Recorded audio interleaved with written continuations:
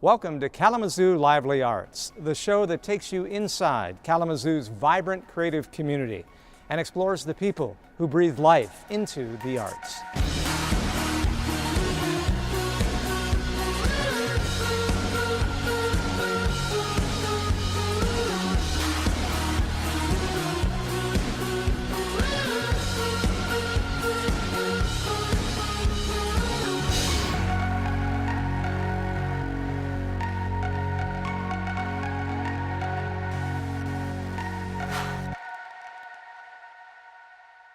Support for Kalamazoo Lively Arts is provided by the Irving S. Gilmore Foundation, helping to build and enrich the cultural life of Greater Kalamazoo. I'm John Koch here at the historic Kalamazoo State Theater. Today we have a special musical education episode where Shelley Irwin and Jan Cruzy explore new ways to learn about music at Orff Music, Gilmore Piano Camp, and musical story time at the Kalamazoo Public Library. Everyone, hello, everyone, hello, everyone, it's nice to see you here. At the library, that's where we are. Children who come to musical story time, they are going to have a great time because there is a lot of movement. All of our programs for children and families involve a lot of music and a lot of movement. All of our programming librarians who are doing story time here at Kalamazoo Public Library, we're interested in having a great time with kids. I'd say it's one of the best times of our day when we get to jump around and sing songs and, of course, read books and share all the things that create a language-rich environment, and that's what children need to be ready to read when they start school. But we know we can't do that, and we won't connect with children and families unless it's fun for them, and that's perfectly understandable. So when families come to our programs here at the library, we know they're going to have a great time because we're going to move around and follow their lead.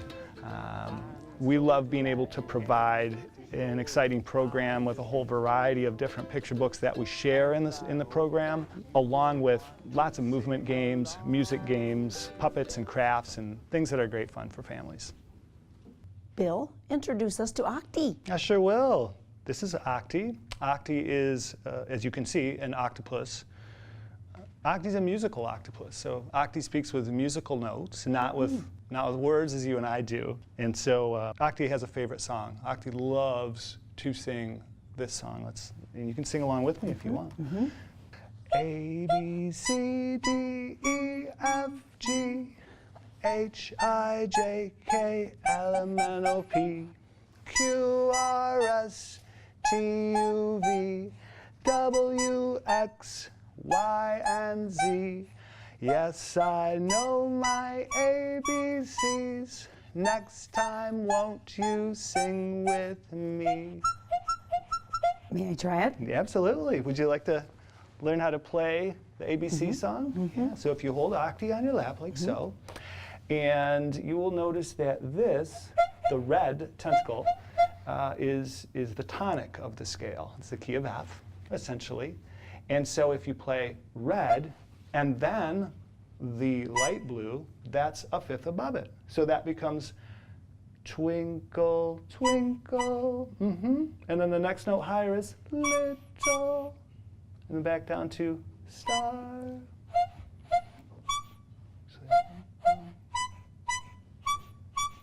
And back down the scale, how I, Yeah, excellent. Very good. You got the first half of it. Yeah. Another important part of what Kalamazoo Public Library is trying to do, especially now as a family place library, is that parents are integral to the success of their children being raised in a language-rich environment.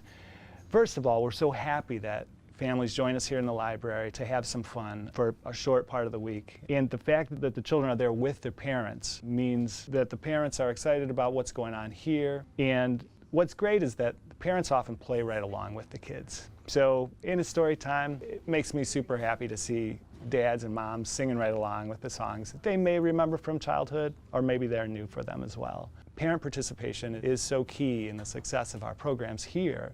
Of course, the parents need to bring their children to the library, and we like to think that families are doing some of the things that we have fun with here in the library at home. We know they can bring the books and DVDs and music home with them. Well, we hope that they'll bring the songs and the stories that we share home with them too and enjoy them at home later on. Why is it so important for the kids to interact with Octi? Well, you know, for the most part, we want to provide a language-rich environment for the children and families that visit our preschool story times. And Octi turned out to be a good friend because while Octi speaks with musical notes, you know, using songs with young children is so valuable, even critical in helping them be ready to read when they start school. And do you actually have the kids do some of the squeezing for tactile purposes? For the most part, we often sing along with Octi. And, you know, if children don't already know those classic children's songs, this is a great opportunity for them to learn Twinkle Little Star, Twinkle Twinkle, and the ABC song with Octi. But certainly at the end of just about every story time when Octi comes out, the kids want to see Octi and they want to hear what color red, hear what sound red makes, and so on. So this applies to all senses. You have the color, you have the sound. Yeah. It's colorful and it fits in with the rainbow theme of the library for sure. Our story place reflects that, and I think it just makes a really engaging environment for children and families. Good for adults too. Yeah, absolutely. Yeah. A unique element of musical storytime is that our super special guests who come in oftentimes are more than happy to allow the children and families who are there to experience the instrument they play. And it's always such a pleasure to see that. Kids just light up when they have the experience to not just see on a screen what an instrument looks like or to hear it in a recording, but it's right there in front of them. So they're touching it, they're feeling it, and of course, it's an acoustic instrument that vibrates, so that really does resonate with those families. Well, Nick, we moved from Octi to the keyboard. What do you bring to these kids? What I normally show them, and just for the technical part, Boogie Woogie has 3 major chords. If you play it in the key of C, you play C major, F major, and G major. So Boogie Woogie.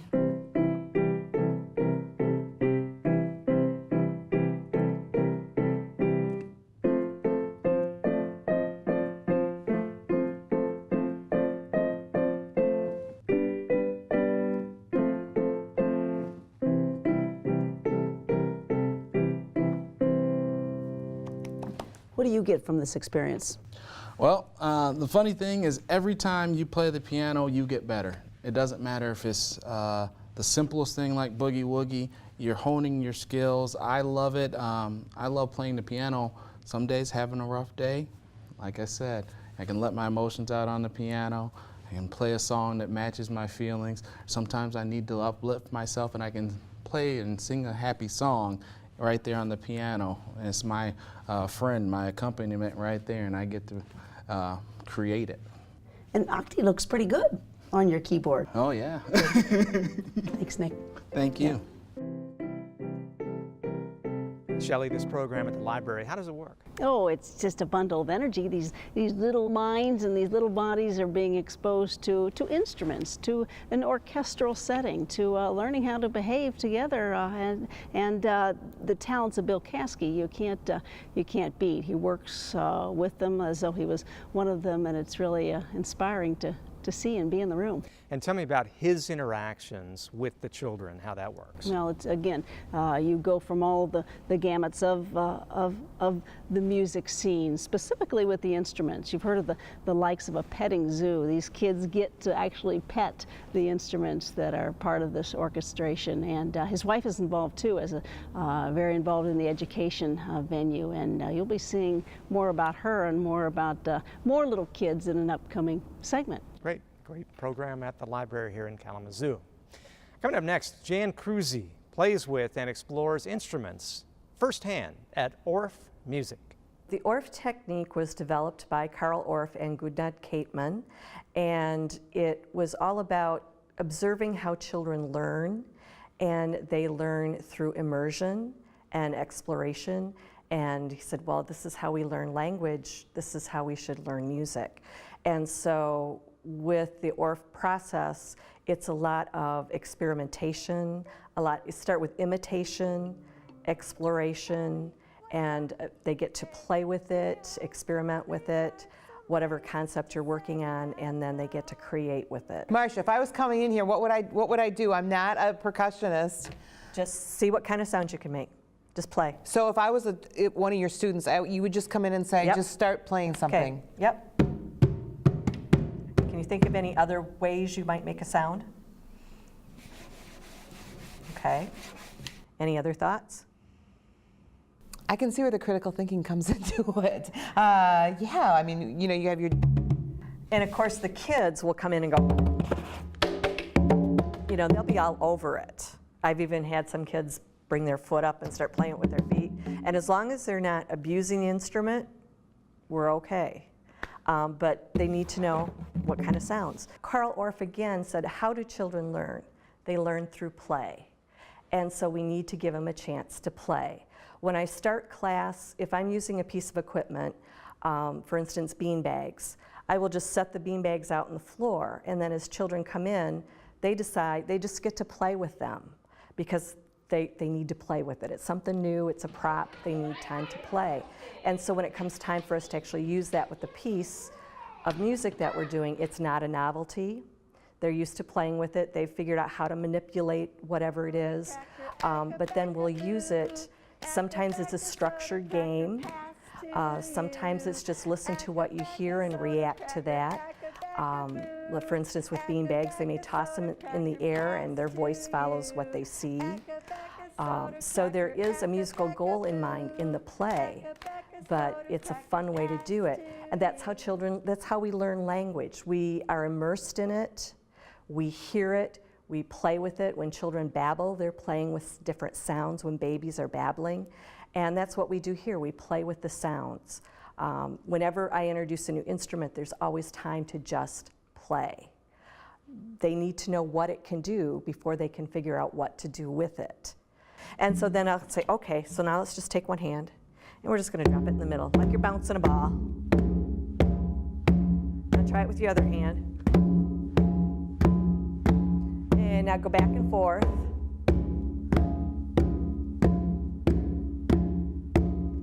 Now go faster.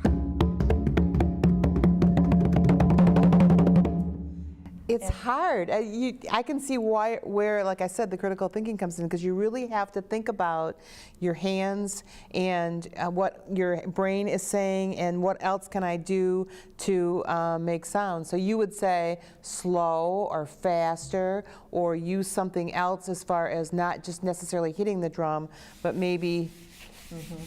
And you'll see that when the kids come in and when we do explore, I'll start by giving patterns, so be my echo.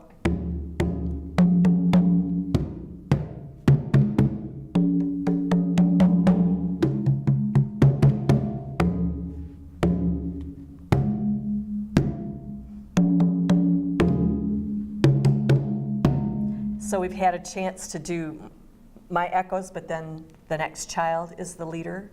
And so everybody gets a chance to be the leader. They do their own thing.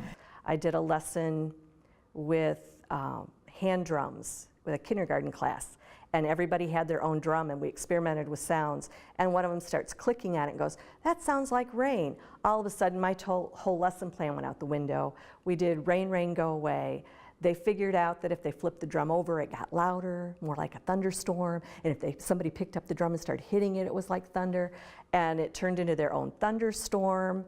And it's amazing when you can just let them go with it. So I would try to make a melody, or would you just say, okay? And again, we go through some echoes, and what I'm asking, without saying it, you'll see me use hands together. You'll see me do hands apart. You'll see me go up. You'll see me go down. And so all I'm going to say is echo me. And so I'll go.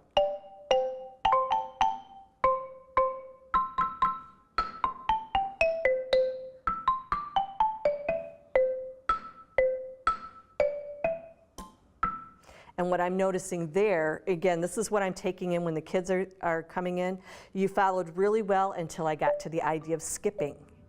And then that's harder, so I had to think about that more, and then I didn't exactly do it right, so. But I'm not going to tell you that you didn't do it right. It's information for me And that's going to tell me, okay, when we start talking about melody, I need to make sure I mention notes that are side by side, and notes that are far apart, and notes that are just a little ways apart. When you say apart, you mean on the xylophone itself. On the xylophone itself, yeah. But it's not important really the notes I play. You don't want me to mimic the notes that you're playing. You want me to mimic the pattern. The pattern. The pattern. Yeah, the exposure. And then again, you'd get to do your thing. This program, the goal is to make them lifelong learners and lovers of music, so that when they turn on the radio, they can appreciate it. I am so amazed that I'll have a student come in and say, oh, I was listening to this song on the radio, and did you know there was an ostinato? And I'm like, really? Can you describe it to me? Yeah, they just kept going, do, do, do, do, do, do, do, do, do, do, do. And it happens through the song. I knew it was an ostinato. And those are like, you know, those, oh yes, it's working kind of moments. So Jan, why is Orff such a good program? Well, it's a good introduction for kids to learn about music. It makes them think. It was hard to really play with Marcia when she started playing different rhythms, but I'm a musician, and I thought it was hard because she would tap a beat and then I would try to tap a beat, so it was really difficult to think and play at the same time. And what is the principle of Orff? Well, Orff was developed by Karl Orff in Germany as a way to combine music and play, similar to experiences that kids have when they go outside and they play, and similar to learning a language. Every child could be musical or like music if they just, you know, give them a chance. It's fun, it's learning rhythms and tempos. There's no pressure to learn music like to learn notes because it's all hands and rhythm and eye and ear coordination. It's improvisational. It's just very, very happy stuff. Okay, thank you for that report. Thank Yep. you. For our third segment, Shelley Irwin takes us into the woods where she learns what it's like at the Gilmore Piano Camp. This is the Gilmore Piano Camp, and we are all about piano, pianists, piano music, learning to play and enriching that piano experience. We have campers a lot from the local area, the greater Kalamazoo area, but some come from as far as Oregon and Nebraska. We also get different out-of-staters from the region, and they're all pianists of various levels. Some are very high-level high schoolers. Some have only been studying it for a couple of years. Most music camps have a wide range of musical offerings like orchestra, band, and they have various instruments, including piano, but not specifically just piano. And so students come to our camp because it is truly a piano camp. Everything we do is about piano and music making with the piano or with the keyboard. In addition to that, you know, not only is our musical camp a very high level of music making and instruction, it's also outdoors at a beautiful facility. Ladies, I would like to learn how to play the piano in 2 minutes. Where do we start, Catherine? Great. Well, girls, first can you tell Shelley how we created a story, some imagery with this piece? Well, first, what we did is we made a story with the camp geography. Yes. So we started out at the bottom of a hill where there are lots of big steps going to cabins where we sleep. The song is called Katydids, so we're saying that katydids are in the cabins. And that's what I'm going to play. Yes, right? you'll be playing the katydids. So we start out very softly because we're at the bottom of the hill, right? So we can't hear the katydids too much because they're making noise in the cabin. Oh boy. So basically, to play the piano, you have to know what keys to use, right, Catherine? That is correct. So Ching, could you please show Shelley which keys that she needs to play the katydids? And can you play 4 in a row for her and show her how to do it?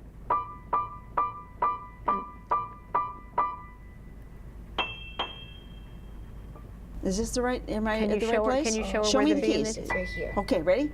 4 times? 1, 2, 3. Great. Now, we're going to do 2 and then a space after. Okay, on the same notes? Yes. Am I here? Yep, you stay on the same notes the whole Okay, time. all right. Here we go. Oh, So let's do it together. Teach Here me. we go. Are we doing Ready? 3 times or 4 times? We're going to do 2 space, 2 space. Oh, okay. Ready?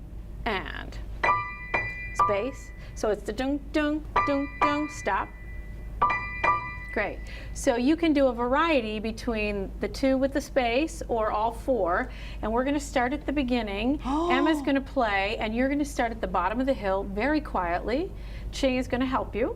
Okay, you ready to help me? And we're going to get loud as we get close to the katydids at the top, and then we're going to get soft as we go to the waterfront away from the katydids.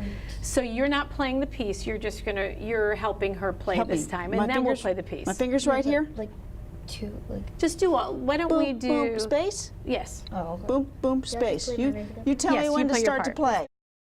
Well, the camp is it's a really fast 5.5 days, really almost 6 days, you know. And the highlight is really that every day the students get a piano lesson with one other person, and that's a daily activity. So they see the same teacher every day, and they really focus in on a few pieces. This is meant to be intense, to be very in-depth, and to really break them into a new level of playing, which happens a lot. Other highlights would include tonight we have we call it the Thursday Night Throwdown, which the program was put together this morning. And it's only things that were rehearsed, written, or performed this week. So the students did not prepare this music in advance. They learned it this week, or wrote it this week, or arranged it this week with their fellow campers. So it's completely fresh.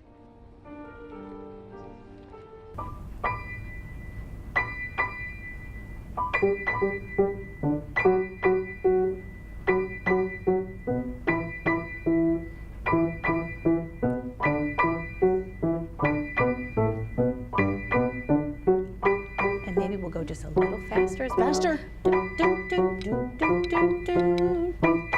Good, good. Katydids.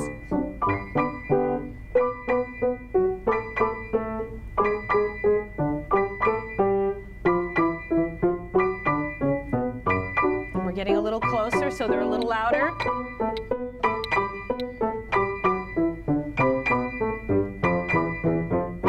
And now let's go to 4. All 4. 1, 2, 3, 4. 1, 2, 3, 4. Just keep playing.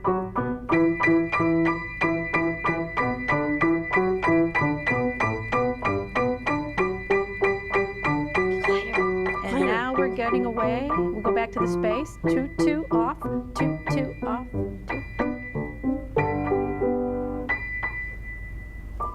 What did we just play? Well, we actually almost played the piece katydids. In other words, she played her part, and you improvised a part using the storyline of the dynamics, starting far away from the katydids to the katydids and away again. So the idea being that we are telling a story through dynamics. We're starting very, very soft, or pianissimo, and we're working our way up to fortissimo, which is very loud in Italian, and then working our way back to a pianissimo sound. And that's where why it you just told me to disappears. be a little more quiet when we started to end. Well, now, in an ideal situation, would one player play this whole piece? No, it's meant to be a duet. And so the challenge for Ching, of course, is that it looks like it could be simple because she only has basically 2 notes to play. But what is the tricky part, Ching? They're all the same notes, so it's easy to like lose track of where you are. So you have to count like crazy. So her part's very challenging in addition to the dynamics. And Emma's part, although she has more notes, what's your challenge? Making sure that I don't speed up. Right, because if they rush, then we have the duet sort of derails and we fall apart. So, and why did we pick this piece, girls? It's because Amy Beach is a woman, and in 1867 to 1944, women were not allowed to make music. There weren't a lot of women composers that we knew, and so because they're both studying composition here at the camp, I wanted to make sure that they had the opportunity to play. I'm a woman composer. Thank you, Professor Catherine. My pleasure. The things that are happening as we're playing piano, it's not only musical happenings, but we're doing spatial reasoning by the keyboard. We're listening with our ears. We're learning to hear what the music sounds like before we play it. We're also learning to decipher, to read better, to audiate better. They're very bright, intelligent, spunky kids.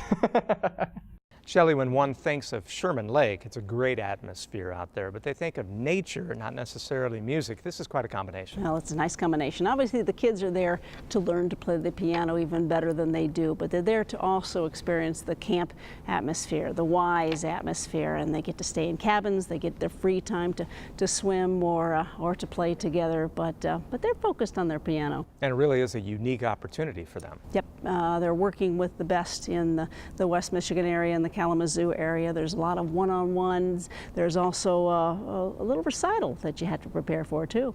It's a lot of pressure. There's a unique partnership out there as well. When one thinks of the YMCA, they think of fitness, but in this case, music. Yep, music. We'll call it mental fitness. And again, back to the partnership with the Y, you think that the Y is all about playtime, about fitness, but it's all about making the young and the young at heart, whole, almost a holistic approach. So a great combination, and again, you can't beat Sherman Lake's atmosphere. You can't. Thank you very much for that story. And thank you for joining us on this week's episode of Kalamazoo Lively Arts. Tune in next week as we feature Crawlspace Eviction, Mary Alexander, and Kids in Tune. From the Kalamazoo State Theater, I'm John Koch. Have a good night. Support for Kalamazoo Lively Arts is provided by the Irving S. Gilmore Foundation, helping to build and enrich the cultural life of Greater Kalamazoo.